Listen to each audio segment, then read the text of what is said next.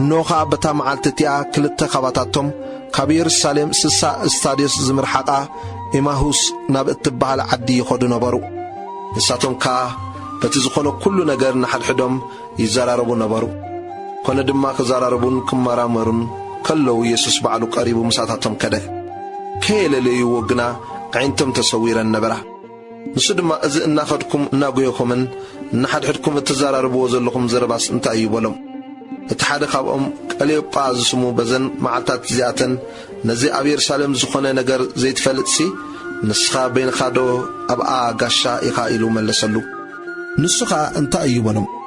ንሳቶም በልዎ እዚ ናይ ኢየሱስ ናዝራዊ ነገር ኣብ ቅድሚ ኣምላኽን ኩሉ ህዝብን ብግብርን ቃልን ከኣሊ ነቢይ ዝነበረ ሰብኣይ ሊቃውንቲ ካህናትናን ዓበይትናን ንፍርዲ ሞት ኣሕሊፎም ከም ዝሃብዎን ከም ዝሰቐልዎን ንሕና ግና እቲ ንእስራኤል ዘድሕን ንሱ እዩ ኢልና ተስፋ ንገብር ነርና።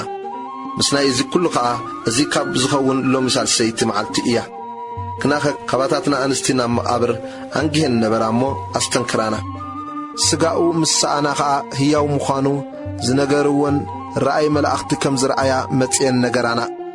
ካባና ገለ ሰባት ናብ መቓብር ከዱ ከምቲ እተን ኣንስቲ ዝበላኦ ኮይኑ ረኸቡ። ንኡ ግና ይረኣይዎን። እሱ ድማ ኣቱም ነቢያት ብተዛረብዎ ኩሉ ንምእማን ልቦም ዝደንጎየ ኣያሹ ክርስቶስ እዚ ሓሳር መከራዚ ክጸግብ እሞ ናብ ክብረቱ ከኣቱ ናይ ግድደ ኣይኮነን በሎም። ካብ ሙሴን ኩሎም ነቢያትን ሒዙ ከዓ እቲ ብዛዕባኡ ኣብ ኩሎ ጽሑፋት ዘሎ ክትርጉመሎም ጀመረ። ናብታ ዝኸድዋ ዘሎ ዓዲ ምስ ቀረቡኻ ከም ዝሓልፍ መሰለ። ንሳቶም ግና መሲኡ እዩ ፀሓይውን ዓሪባያ እሞ ምሳና ሕደር ኢሎም ተጋደልዎ። ንሱ ከዓ ምሳታቶም ክሓድር ኣተወ። ኮነ ድማ ምሳታቶም ኣብ መኣዲ ምስ ተቐመጠ እንጌራ ልዕሉ ባረኸ ቆሪሱውን ሃቦም። ሽዑ ዓይንቶም ተኸፍታ እሞ ኣለለይዎ። ንሱ ግና ካባታቶም ተሰወረ። ንሓድሕዶም ከዓ እቲ ኣብ መገዲ ክዛረበናን እተን ጽሑፋት ክትርጉመልናን ከሎዶ ግዳ ልብና ይነደና ይነበረን ተባሃሃሉ። በታ ሰዓት እቲኣ ተላዒሎም ናብ ኢየሩሳሌም ተመልሱ።